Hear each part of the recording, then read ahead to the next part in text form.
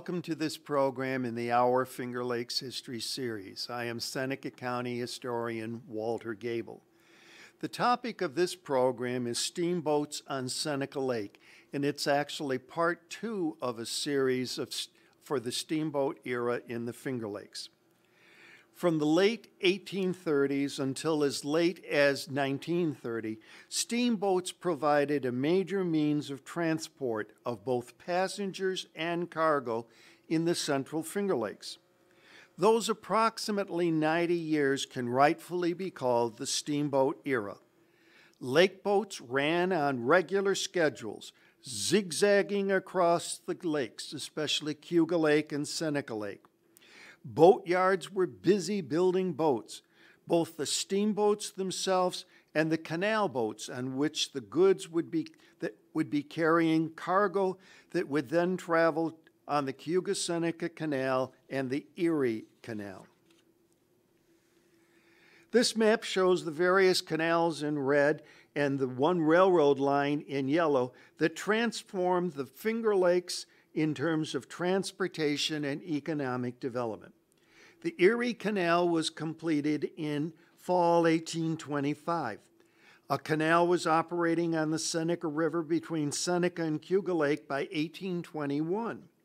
In 1828, that canal was connected to the Erie Canal. In 1833, the Crooked Lake Canal connected Cayuga Lake with Seneca Lake at Dresden, and the Chemung Canal connected the Chemung River with Seneca Lake at Watkins. In 1834, a railroad line connected the Susquehanna River with Cayuga Lake at Ithaca. With all of these canals and this railroad line, the entire central Finger Lakes region was connected with the Erie Canal and, in effect, the rest of the world. Before the invention of the steamboat engine, water routes were the only economical means of transporting goods of bulk and weight. Clinton's Ditch, or the Erie Canal, was an attempt to provide a water highway for moving bulky goods from the west to the eastern seaboard. These various canals clearly created a need for more and more steamboats on Seneca Lake to haul barges filled with raw products such as coal and agricultural produce, as well as to transport people.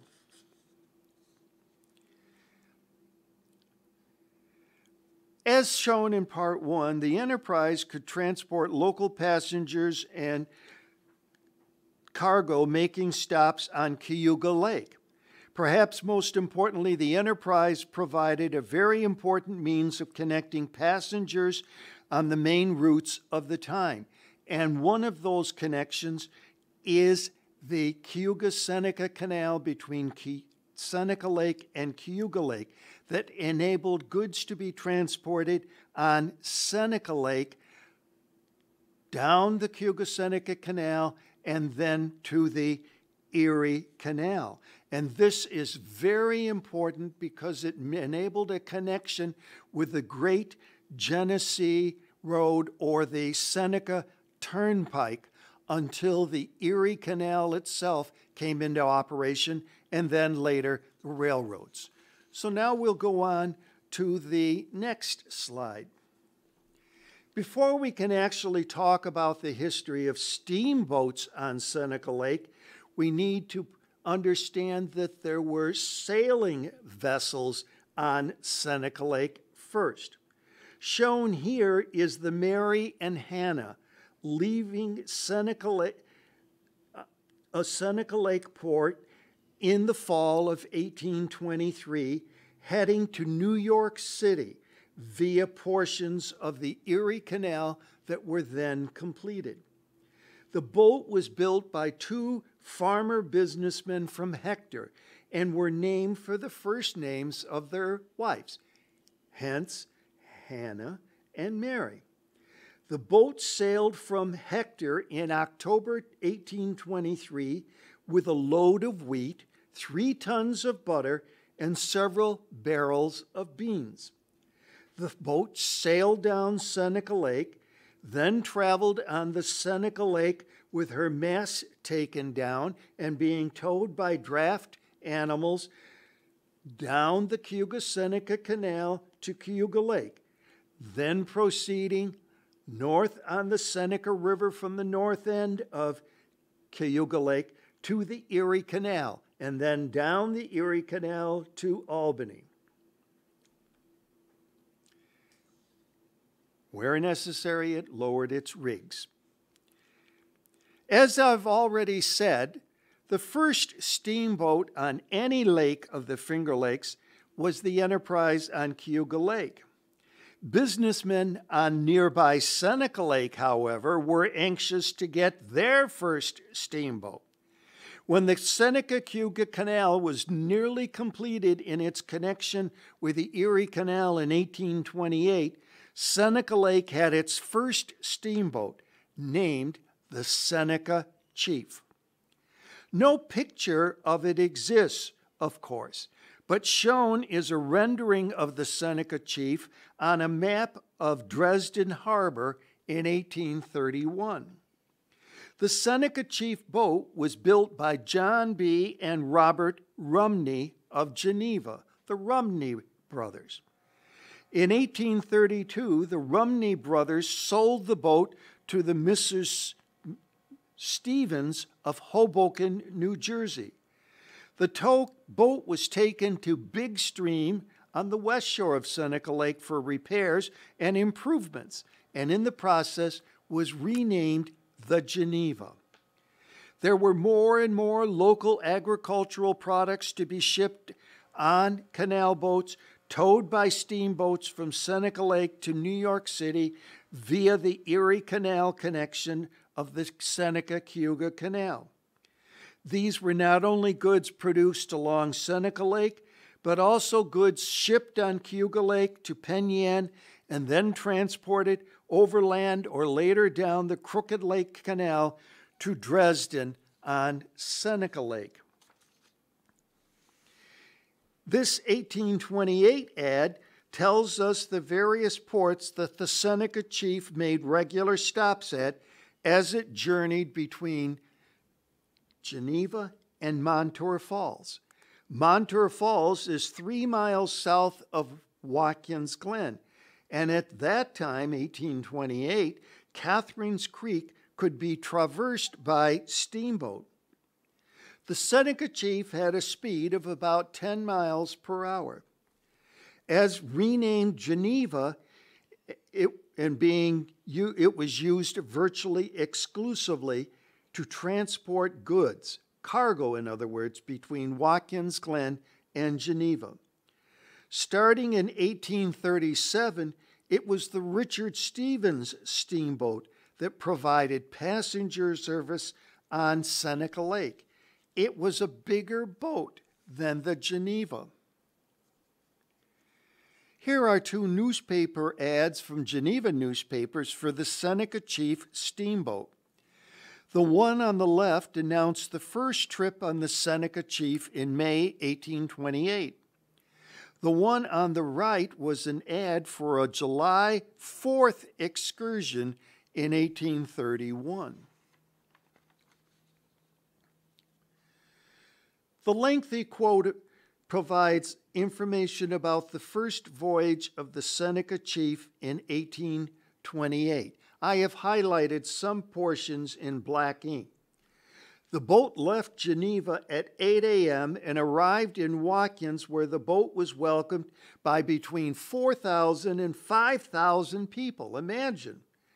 It was expected that it would take about 8 hours for the Seneca Chief to make its regular round trip to Watkins and then back to Geneva, making short stops at various ports in the process.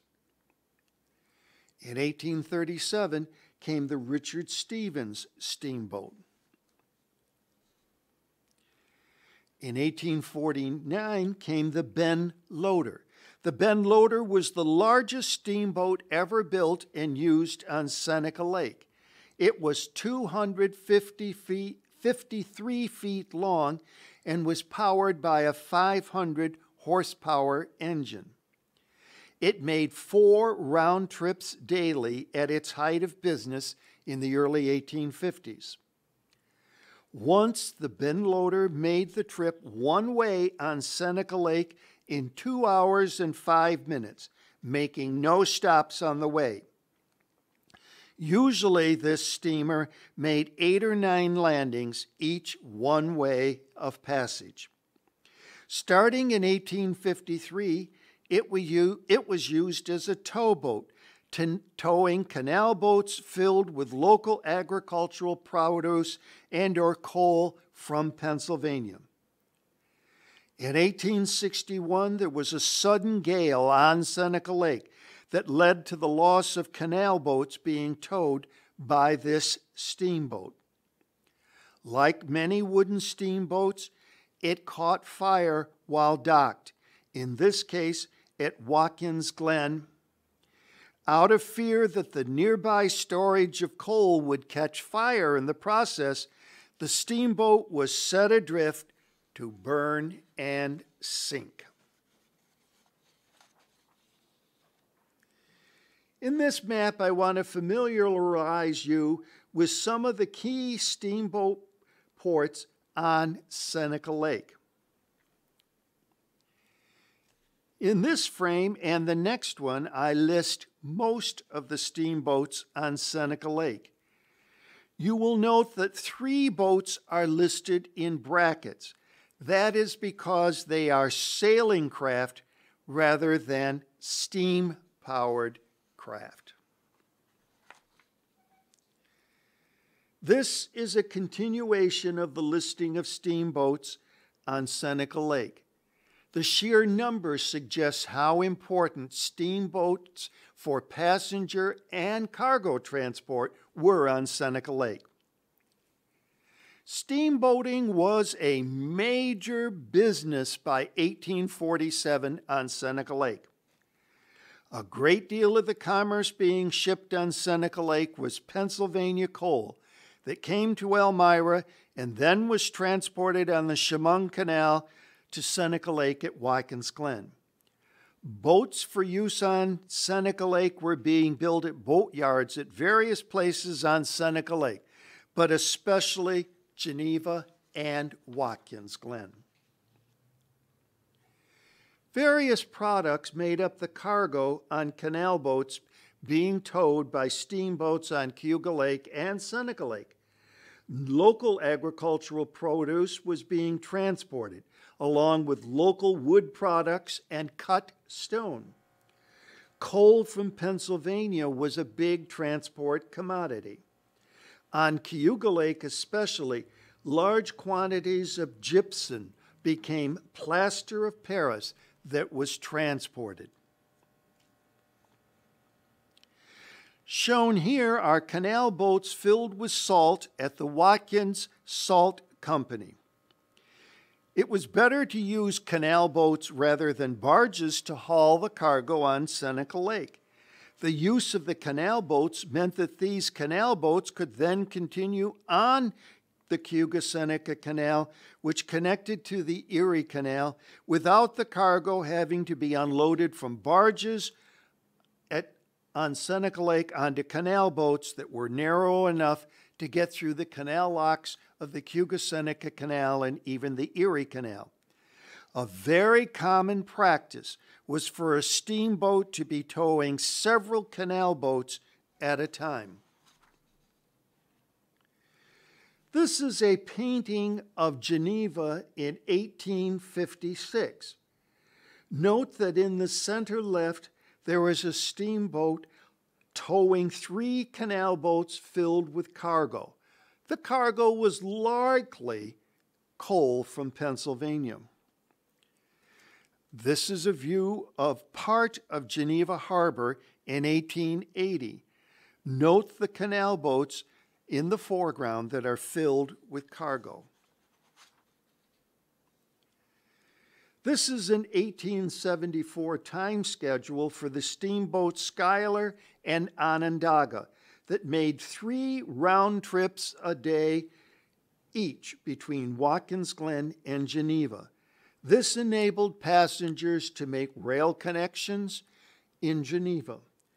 That year of 1874 was part of the last years that steamboat travel was at its height in terms of passengers on Seneca Lake. Soon there would be good railroad service directly on both sides of Seneca Lake, and the need for steamboat service for passengers would decline sharply. As you can see in the data at right, the growth in railroad service meant a decline in steamboat business. By 1887, there was only one steamboat making one daily round trip between Geneva and Watkins. It was not unusual for a severe windstorm to blow up rather quickly on Seneca Lake. Here is specific information about an 1875 storm that forced the Steamboat Ontario to seek shelter at Long Point on the west side. But the next morning, a change in the wind direction led to 3 canal boats being sunk, with 7 other canal boats also being damaged. In recent years, there have been concerted efforts to locate sunken canal boats on Seneca Lake. I strongly suggest that you go to the website address shown here and read the over 100-page report titled Seneca Lake Archaeological and Bathymetric Survey 2019 Final Report. It is a wonderful piece of extensive information about the Steamboat Era on Seneca Lake, and it has many wonderful visuals. This frame illustrates the wonderful visual experience that passengers could expect to see on their travels on the steamboats on Seneca Lake, especially if it's an excursion.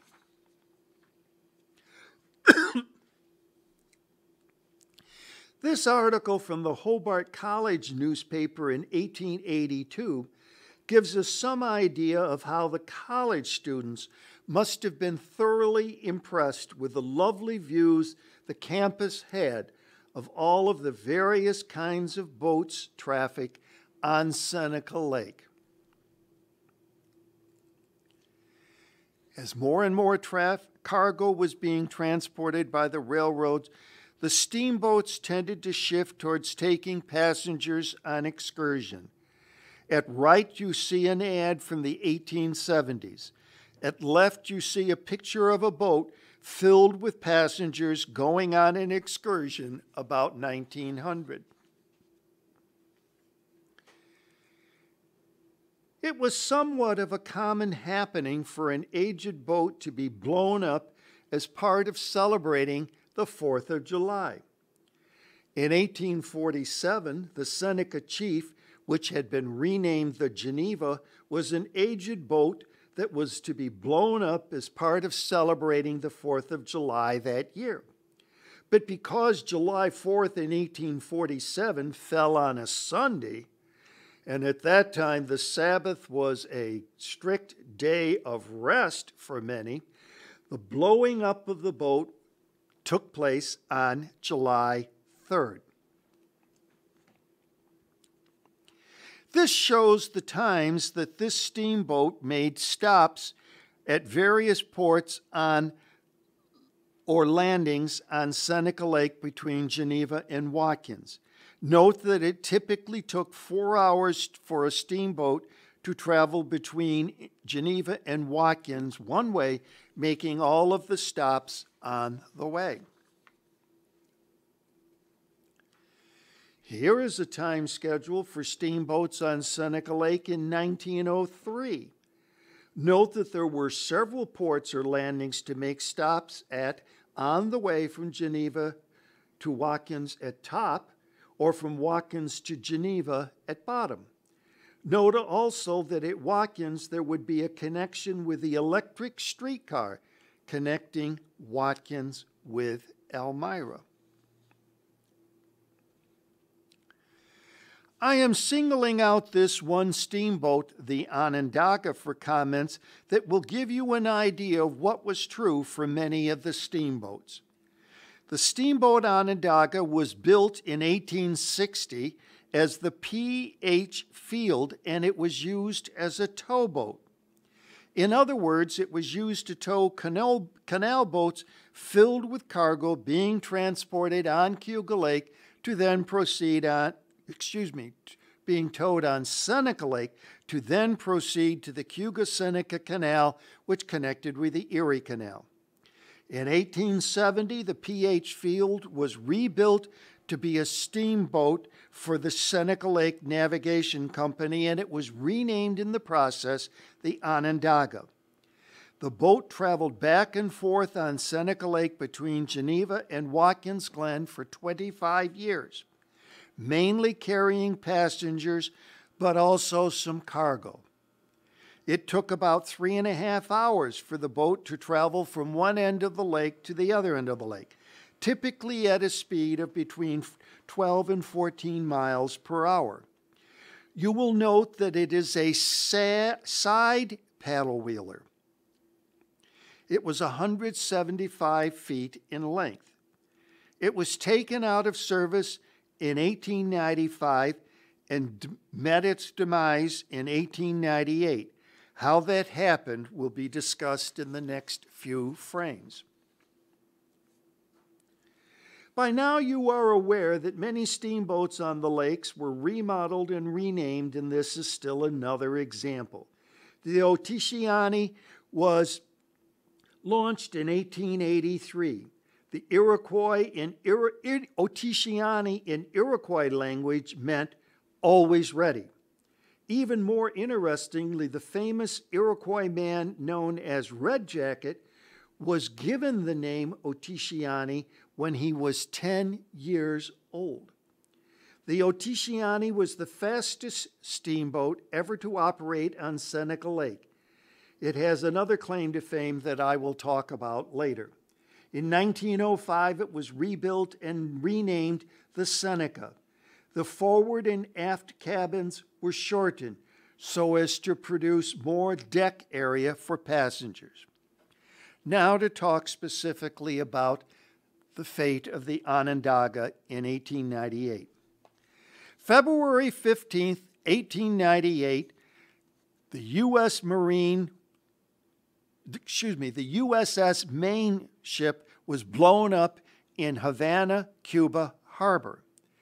The incident led to the outbreak of the Spanish-American War with the slogan, "Remember the Maine." A traveling theater group that year brought smallpox to Geneva. The theater group was quarantined in the abandoned ship Onondaga. To celebrate our U.S. victory in the Spanish-American War later that same year, 1898, the city of Geneva decided to blow up the Onondaga in the same fashion that the USS Maine was believed to have been destroyed, by mines. Not July 4th, so as to advertise this as a special event to make still money for people paying to come to another event. Widely advertised as explosion on the Onondaga, a never-to-be-forgotten spectacle to celebrate our victories. The explosion event would consist of Japanese fireworks on display, concert band playing music. It was anticipated there were 20,000 spectators. Railroads reduced their rates for passengers to travel to Geneva from Rochester, from Syracuse, and so on. Fleets of boats on Seneca Lake carried passengers to nearby parks to view the explosion. 500 pounds of dynamite and 300 pounds of blasting powder were placed on the ship with the assumption the steamship would explode in flaming pieces against the Geneva night sky.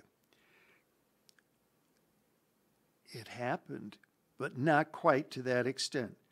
Recently, the remains of the Onondaga have been located on the lake bottom. Now, to explain this in more detail, in the summer of 1898, the out-of-service Onondaga was used as a quarantine vessel for the Joshua Simpkins Opera Company after it was rumored a member of the troupe had developed smallpox. The troupe took this all in stride and played concerts from the boat's deck. After their eventual departure, the ship was thoroughly cleaned, but rather than being put back into service, passengers apparently weren't willing to ride on it. It was to be blown up on September 14th, 1895 by William H. Herondine as part of a gesture and spectacle commemorating both the explosion of the main ship off the Cuban coast, an event which preceded the beginning of the Spanish-American War, as well as the celebration of the end of the war. Shown here is an advertisement for people to come see the Onondaga being blown up. This is a typed enlargement of the wording at the bottom of that particular advertisement to attract people to want to come and see it. The celebration event on September 14th, 1898 turned into a full day of activity. Several bands played. There was a hot balloon ascension. The ship Onondaga was towed from its port in Geneva to where it was to be destroyed further out into Seneca Lake.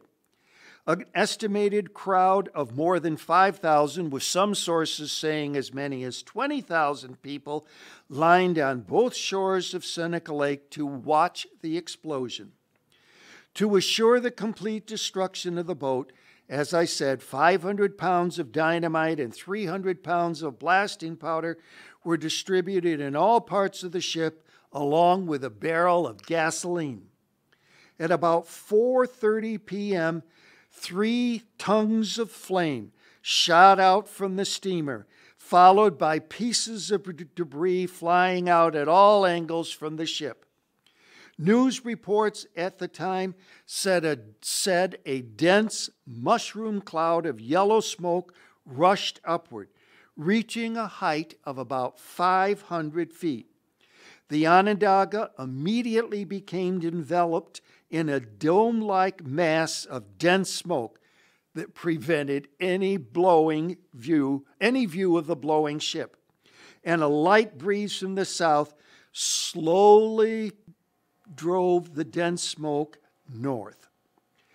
After the hull of the boat sank, the only thing left at the surface was a single large piece of smoldering wreckage. For several days, small pieces of the Onondaga could be found scattered on the lake, as well as piles of dead fish. And now for the rest of the story. Jim Kennard and his teammates Roger Pawlowski and Hans Dotzetar first located the remains of the Onondaga in 2010. Kennard had hoped to find the shipwreck somewhat intact, but his sonar image only showed the faint outlines of the Onondaga's sides. Quote, "After we later learned all about the explosives they had on board, we were actually surprised there was anything left of the ship," unquote, he says.